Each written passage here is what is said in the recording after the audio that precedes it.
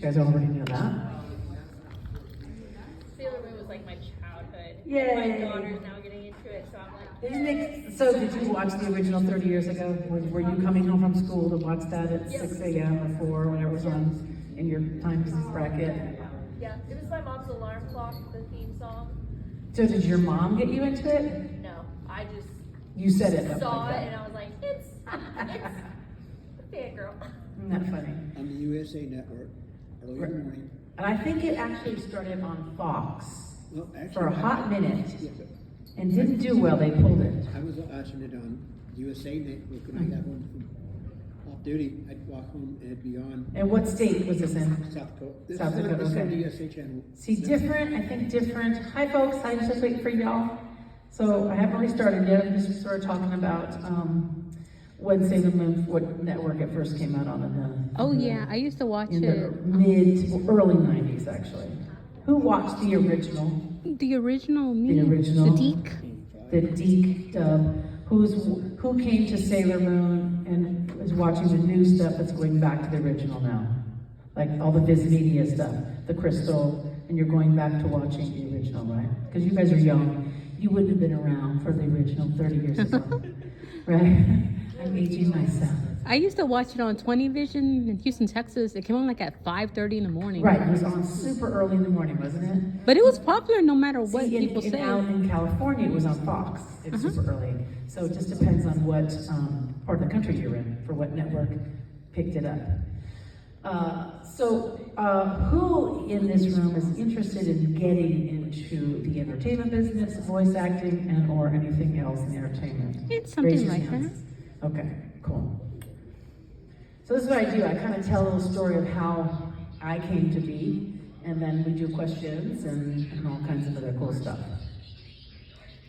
Oh, that was a funny sound. So I actually started my singing career in 1978 on Broadway in a production called Annie. Has anybody heard of that? Yes. So I was 12 years old. I got cast to be an orphan in Annie. I played Pepper, the role of Pepper, and what a thrill it was to be in the biggest Broadway show that had so many girls wanting to be Annie or in the production of Annie. That was a thrill in itself. And if I never went on to do anything else, I'm sure I would have been very satisfied with that. But I actually just got the bug and said, this is what I'm supposed to do for the rest of life. Singing is supposed to be my career. And I've made it a career, I cannot believe, for 45 years. I look so good for 90, don't I? You're like 35. Yeah, Be 35. real. 57, I just turned 57 in April. So I grew up mostly doing musical theater. That's where I started. And I think that's actually a really good starting point for people that have a triple threat of singing, dancing, and acting. Or there was no voiceover work back then. Like there was no VO, there was no anime convention, there was no anime anything. You either were an actor, or singer, or dancer, or something creative like an artist or a painter or whatever. There was stunt people and that type of stuff too for movies and TV and film, but now it seems like the spectrum of what you can do breaking into the business is broadened so much, especially all that you can do out of your very own house on the socials, right? There's so many people being able to become famous or an influencer or just start their own business or to do things from the privacy of their own computer, which is good and bad at the same time, in my opinion. Hi, Chris. Hi. Did you want to tell me something? What? Were you going to tell me something? Oh, I thought you had to tell me something. Okay. So anyways, I think that it's interesting, like if I came out now at 20 trying to break into the business, it would have been a very probably different story for me. Like I said, I lucked out to do Annie. I'm from California originally, and then went back and finished high school, and then I was off to LA to try to be a recording artist. I had such big dreams for myself as being a recording artist. That's also another very hard nut to crack. But I thought, well, I can sing, I can dance pretty well, and I can act. So I got an agent, and the first big job I got after doing Annie in 1978 is I got cast to work for Tokyo Disneyland in Tokyo. Very cool job. I lived in Japan for 2 years. And has anybody been to Disneyland in LA or in Orlando? Okay. Does anybody remember Tomorrowland Terrace? The stage came out of the floor and there was a rock band on it. So I was in the rock band. And I did 8 shows a day, 5 days a week. What a great training for a singer. That was a lot of singing. The shows were half-hour long. And I was only 19 years old, so I had the stamina of a horse. But that was great training for me. I never had lost my voice.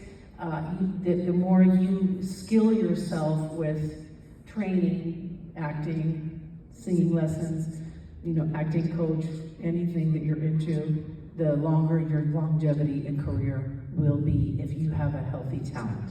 That's the number one thing I will tell people, to not waste or abuse your body if you're a dancer by not keeping up on things and not training your body. I took voice lessons for almost 20 years, from 18 to 38. So, went to Tokyo Disneyland, had an amazing time there, got to see the beautiful culture. Sailor Moon wasn't even in Tokyo yet. This is like in early, mid-80s. I saw none of Sailor Moon. And we actually thought, coming from the US, that Japanese anime was weird and freakish looking. We're like, oh my gosh, they have the strangest cartoons. And we thought, look at their big eyes. We thought, this is so bizarre. We were like, we're used to Looney Tunes, and I loved Scooby-Doo and Grape Ape. If anybody remembers Grape Ape from back in the day, right? That was like my favorite one, Grape Ape. So we would laugh at all the anime stuff because it was so odd and strange to us with the high-pitched voices and the little schoolgirl outfits, and we thought, this is definitely not for us. And we didn't understand the Japanese because, they're speaking so fast. Little did I know that fast forward many years later, I would get cast to be the singing voice of Sailor Moon. So, lived in Japan, moved back to LA, did a myriad of many different things. I worked for Disneyland LA, I worked for Universal as a live singer, live singer, and I was in a show called Beetlejuice, which was all the monsters, and it was a musical review about Frankenstein and Beetlejuice and the Bride of Frankenstein. I played the Bride of Frankenstein. So I did a lot of live stuff, a lot of live performing. Then I got into the world of jingle singing. Did a lot of jingles, really famous jingles. Hot Pockets is one of them, and a lot of other stuff for Barbie. But I also was on another TV show on Nickelodeon called Roundhouse. Does anybody remember that? So I was on Roundhouse, and I got hooked on that, and that was a really fun show. It was kind of like In Living Color mixed with Saturday Night Live for kids. So it was sketch comedy, and we filmed it live every Friday night. And what a thrill to be on the CBS lot, which is a big sound stage in LA. And my parking space was next to Jerry Seinfeld, because the Seinfeld show was filming next to us. And they're like, who are all these young kids singing and dancing, acting like fools for Nickelodeon? Because Seinfeld was a really big show, obviously. And we just thought that was so cool that we were on the same property. And also Gilligan's Island was filmed at this studio, and they still have the original lagoon that we used to walk by all the time. It's just crazy fun, kind of neat tidbits of information that I think people will think is neat, and I still think that's neat, and I even saw it every day.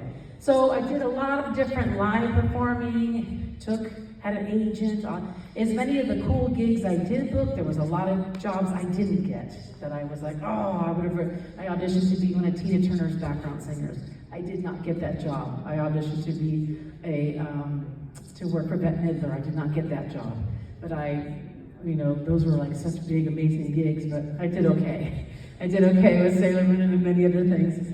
So as hard as it is to even be a working actress, singer, voiceover, stuntman, whatever, that career of being long-term and that longevity is something that I feel completely and extremely grateful for, because I'm still doing it at 57 when, unfortunately, females in the business get kind of like put to their grave after 30 or 40 if you're not youthful looking, and especially if you're on camera. Is when I in my 40s, I started to gain weight because I had to take a medication that made me gain weight, and I noticed myself getting phased out of some stuff, and that was really, really sad for me. And I thought, wow, this sucks, just because I still have the great same talent, but unfortunately, the business is like that. And what's really cool is it's actually changing now, thanks to Lizzo, thanks to Adele, and all these other amazing artists that are just like not apologizing for who they are, which I love. I was thin most of my life because I just naturally was thin, but I had a medical situation that I gained weight, and it really sucked, but I almost had to like leave the business. But that's life as it happens, and sometimes we just have to handle the cards we're dealt. Any questions thus far? Welcome, 3 new people there.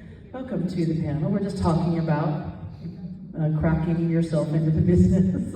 Any questions right now, just before I go on? Okay, so what's really cool now, I think, also about the social media situation. None of that was happening for us back in the 80s and 90s and even early 2000s. So that's added like a whole new really cool dynamic that you guys can do a lot of stuff from your own home. So I know that there's a lot of the other voice actors will talk about that as well, about different online, I wouldn't call it an app, but online, like, what would you call it, Chris, where you can sign up, like Voices 123, online companies. Sorry, I couldn't get that word out.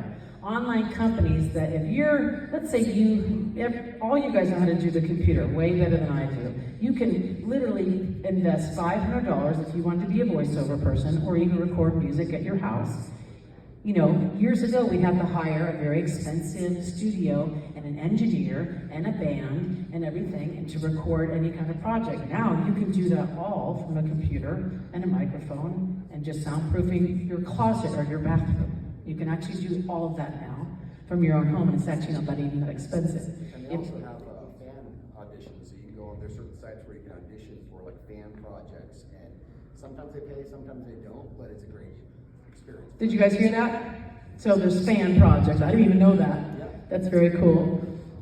And also the day of reality TV came out, where like American Idol, look at how many people are launching themselves into an amazing career from AGT, America's Got Talent, American Idol, The Voice. So you think you can dance, there's so much more, I think, opportunity now for people than there was for us back in the 70s, 80s, and even early 90s. So being back in LA, the story of how I even got the project of Sailor Moon, I had an agent, and I auditioned for all kinds of really cool projects, like I was saying. And one day she says, okay, Jen, I have this singing voice of a cartoon character. So of course, living in LA, I was so enthralled with Disneyland. I always wanted to be like the next Ariel, or I thought I should have been Ariel. I loved Ariel, that was my favorite Disney movie of all time. I cosplayed her back in the 90s before cosplay was even around. I had my own Ariel outfit made for myself, and I would go around singing her song to all the kids' parties just for fun, because I loved Ariel so much, and I haven't seen, have you guys seen the new movie yet? It's in the theaters now, I heard it's pretty good. Anyways, I was cosplaying way before I even knew what cosplay was. So I got the call to audition for, they didn't tell me what the project was, they just said animated singing voice. I had no idea they just said singing voice of a cartoon character, not even anime. I didn't know even what it was. So I go and audition, many different other girls auditioned for this. The producer that had hired me, I had worked and done some other jingles for. So I got the project, and then they said, okay, it's this Japanese anime. We're gonna do an American dub of it. We don't know if it's gonna do well in the US. We just don't know. And this is what we're gonna pay you, and we're gonna do all these different songs. And so literally they showed me a little bit of the actual footage from Sailor Moon, but it was all in Japanese. So I was like, okay, this is quirky and cool, and this sounds like a good day's pay of work. It was actually a couple months worth of work, but it was non-union. And does anybody know what that means, non-union?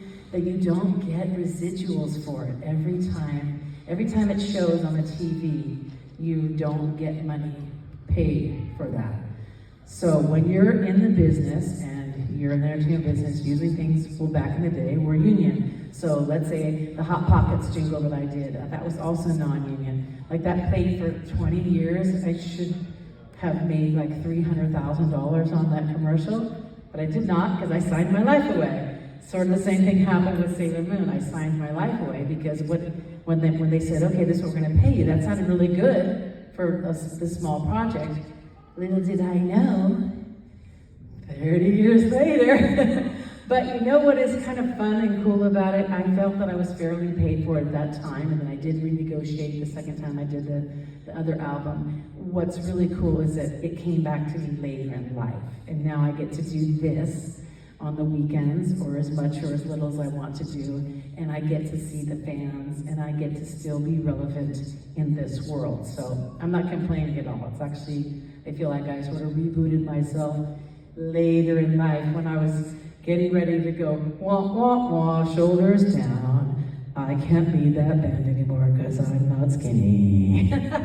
Because that's what the world was starting to tell me. And that's really sad because my career, you know, as a singer was, 35 years. And I thought, well, I better have another skill. I better do something else because they're gonna not hire me anymore. So this is what I love about this community. You guys don't care what weight I am, right?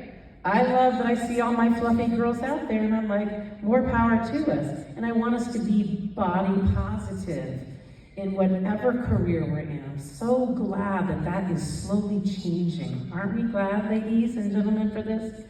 I've been seeing a lot of stuff on TV and commercials where I'm like, I'm so glad that that really cute Hispanic girl who's curvy is the lead right now. Or that this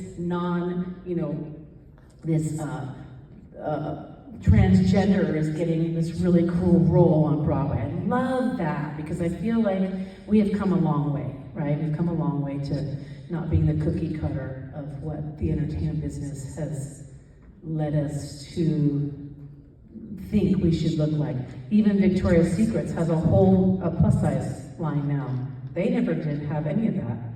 I mean, if you weren't thin and you went to Victoria's Secrets, you didn't fit into anything. So then your body shaming yourself walking out going, I don't fit into that. Sorry, as I digress, I think that's important for us females to acknowledge. Any questions thus far? No questions, no questions? Okay, so does anybody know, one, you were saying you wanted to, in the purple, what's your name again? I'm Edie. Edie. Get into voice acting. Okay, voice acting. So since I'm more of a singer and not so much of a voice actress, and I have done some voice acting, what I suggest is for you, and I'll tell you what I know, and then are you guys here for the whole weekend? Okay, so like some of the other voice actors that really, that's their full-time career, definitely go to their panels, because they will help you and they'll give you information. That's what's really cool about the convention world. Again, when I was younger, we didn't have this format. We couldn't just go to a concert and say, Celine Dion, that's who I've always loved. I love her singing, and I couldn't meet her and be up close and personal and be like, well, how do I really do this? Like, that's what's so cool about the convention world now, Chris, right? Where you can be up and close and personal with a professional person that's done this, and they share their information. It's wonderful. Like, that's a really cool thing. Definitely look at each person's bio, and I think everybody has definitely a panel, and they'll talk about it and ask the questions. And actually, a lot of fans turn out to get into the business because they've learned something from a convention.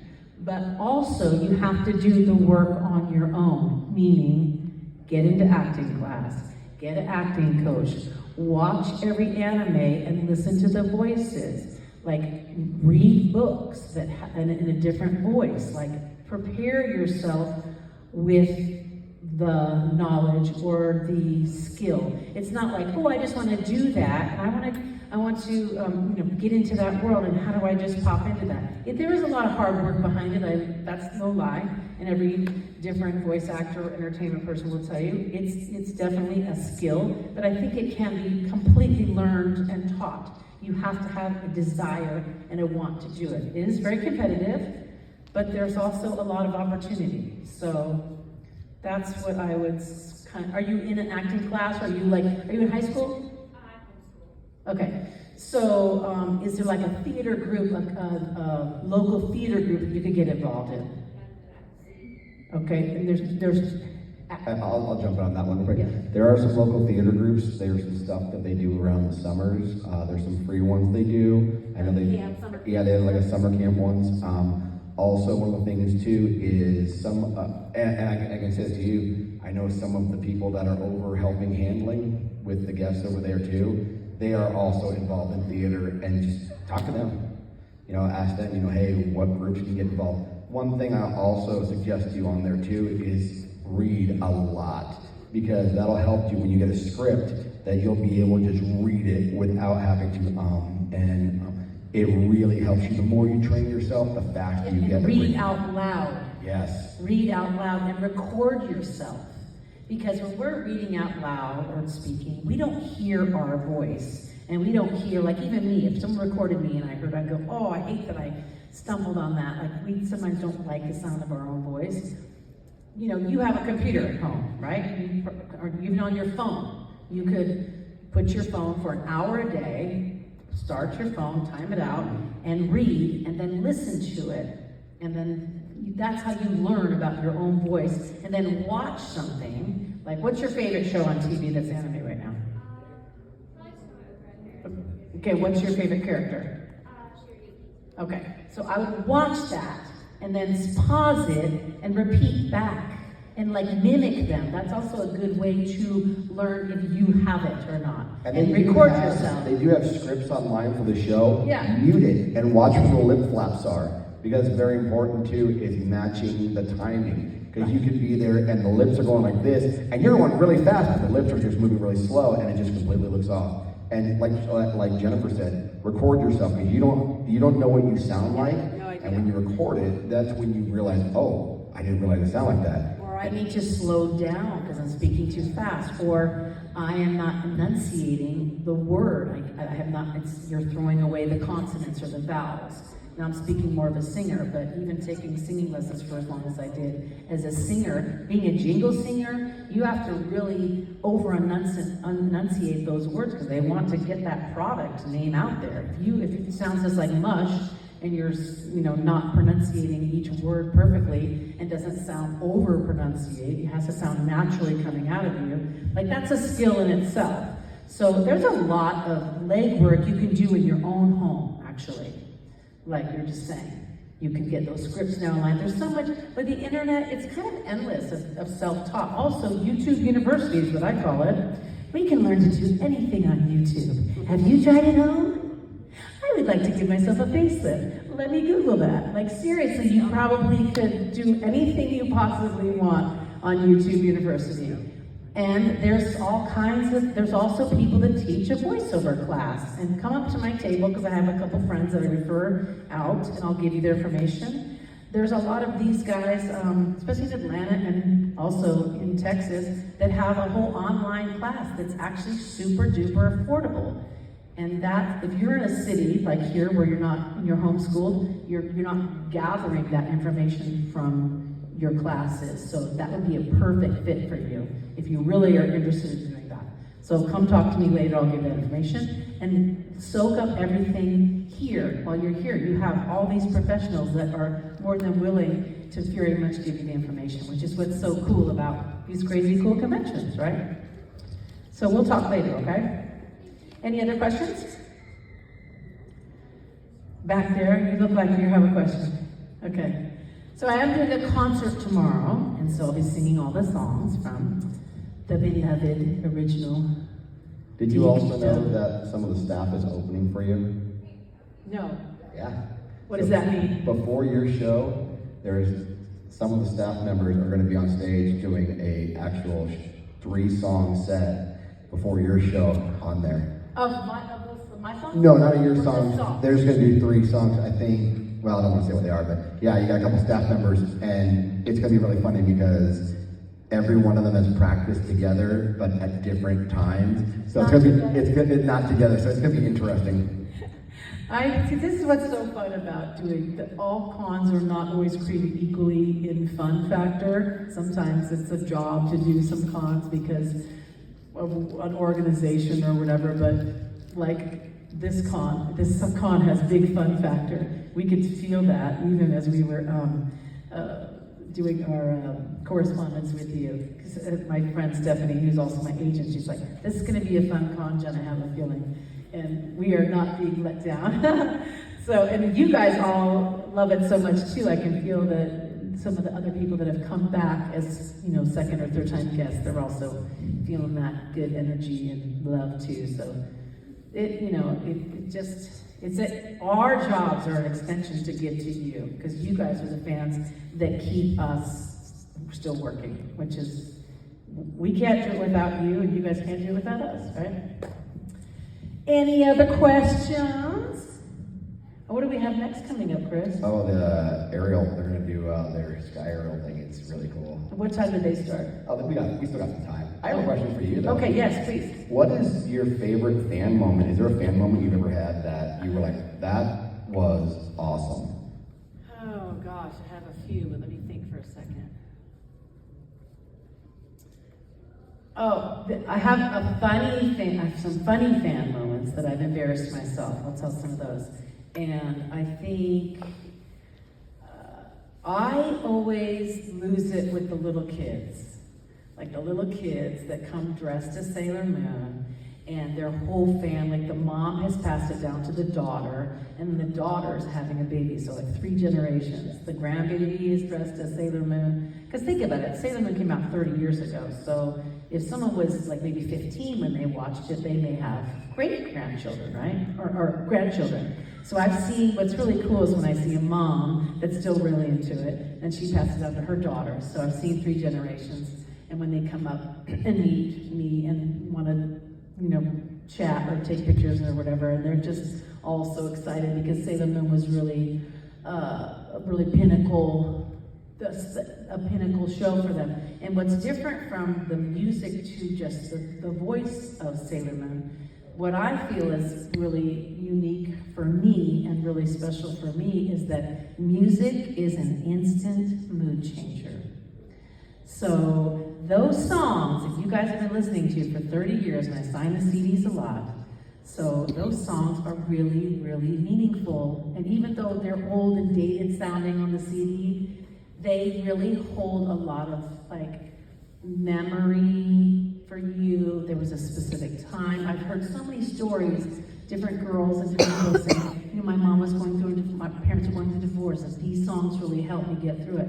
Your song, you know, was the soundtrack of my childhood. And when I hear that, I think, gosh, I was just a person who got hired to sing all these songs, and I had no clue that these songs would make such a huge impact. So no one knew what it was, you know, going to do. And it's started kind of all of this out, right? With Dragon Ball Z and Dragon Ball Z, yeah, really. so I feel so humbled by it because I think, wow, I just was hired for those 2 months and I went on with my career and did all my other cool jobs I did and still singing live a lot back in Tennessee. I live in Nashville now.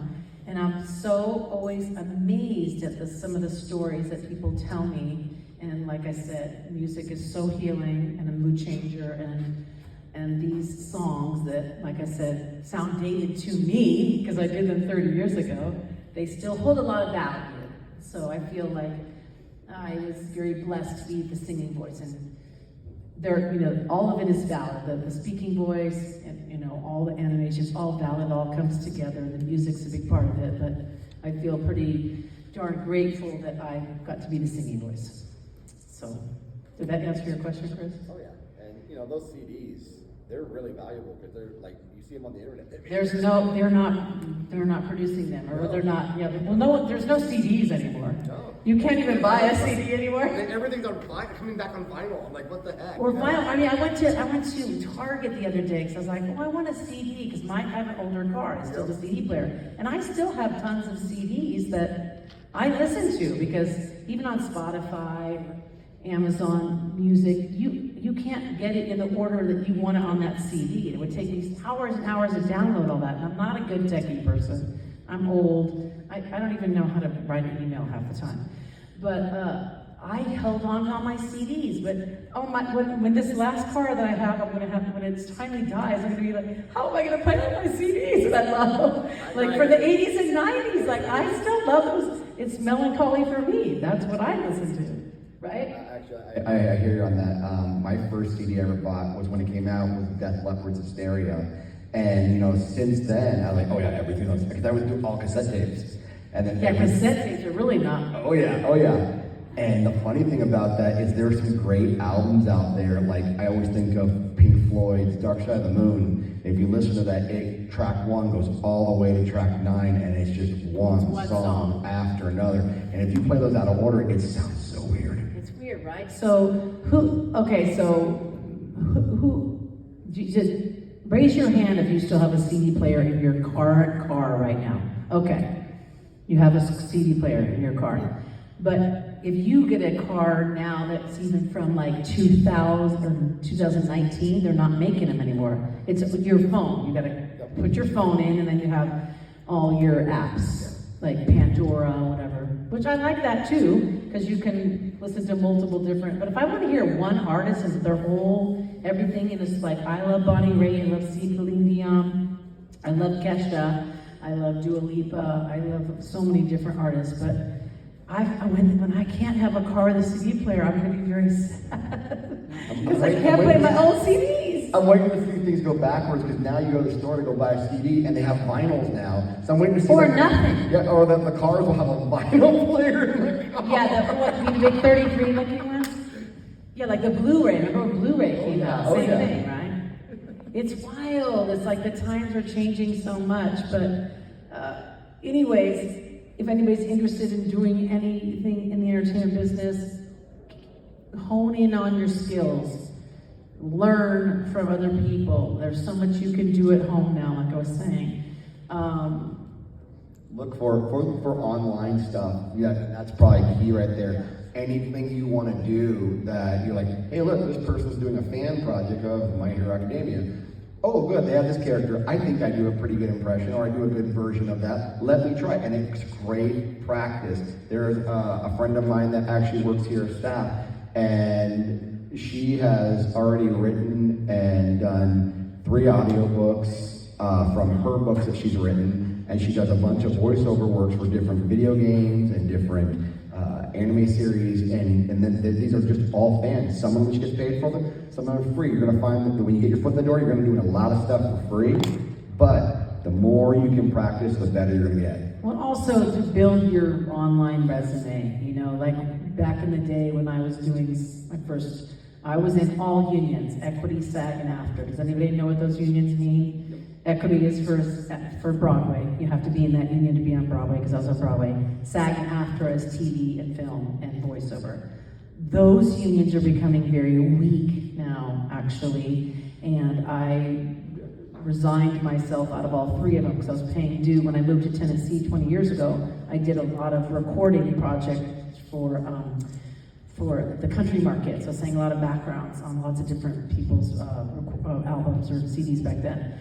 But the union in Tennessee there wasn't a lot of stage, and there wasn't a lot of TV and film 20 years ago. So I went on honorary withdrawal. So if I did get booked again in another big production or something, or I went to audition, I would just pay the back dues. But it really was beneficial for me later on in life to pull myself out of all those 3 unions, because I wasn't doing that anymore. And like I said, and some of the other voice actors, I was talking with them earlier as we were on the tour at the Mount Rushmore, saying it's actually better sometimes to be non-union now. You just have to negotiate your own fee or there's a set fee now. I'm not in that world now, so they will be able to answer those questions for you. But it's very interesting how the business has changed so much. And Charlie has a whole other experience because he's an actor as well. And he lives in LA and does everything union, but he's also,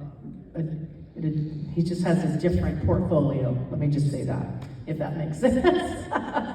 More of an actor, but then doing a lot of voiceover too, and so since he's well known in the acting world, you can't be a scab, is what they say. You can't do non-union projects if you've been a working actor in the business under the union, because you will get penalized and thrown out and fined and all kinds of stuff. But anyways, he's done a whole ton of acting. He has a very cool resume and a super funny and nice guy too. Oh, he's great. Yeah, if you get a chance, stop by and see, because he's real close to where you are. I mean, stop by and you gotta see her.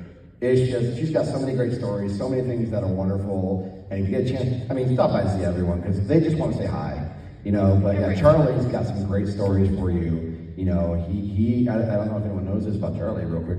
We're talking about Charlie here. It's okay. But he is a cancer survivor, and it's just, his story is amazing. And like I said, just a great guy to talk to. So if you get a chance, really go over and say hi. Yeah, and so many, all the different voice actors here and different people that are here have such a different story and a lot of similarities too. But like I said, there's so much you can do from the privacy and convenience of your very own home. So learn from us people here. So I hope that was helpful. Don't forget to come to my concert tomorrow night. It's going to be super fun and dynamic. You're going to hear all your songs that you love of Sailor Moon. I've been singing there for a long time, and I throw a few other songs in there too that are not Sailor Moon related, just for fun and just because I'm a singer and a musician. And What is your favorite song to sing? From Sailor Moon or in general? Both.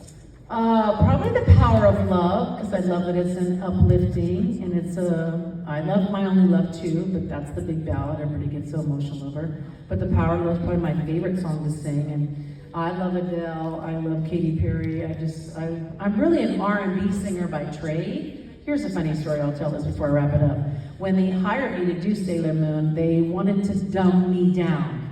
That means no vibrato, don't do any licks, just sing really straight, sound very white and Barbie. That was the quote they gave me, and I said, okay, I can do that. So tomorrow, you're going to hear it the way, it still sounds very much like the record, but you're going to hear a lot more fun oomphness into it, a lot more soul, and a lot more passion, just because I've lived longer in life, and I have more stuff to sing about, and also it's better for you guys as the audience to get more than just what you've heard on the record, right? So with that, thank you guys. Have a great rest of your night. We'll see you all tomorrow. I hope you enjoyed today, and we'll see you tomorrow. Thanks for stopping by. A round of applause, guys, please.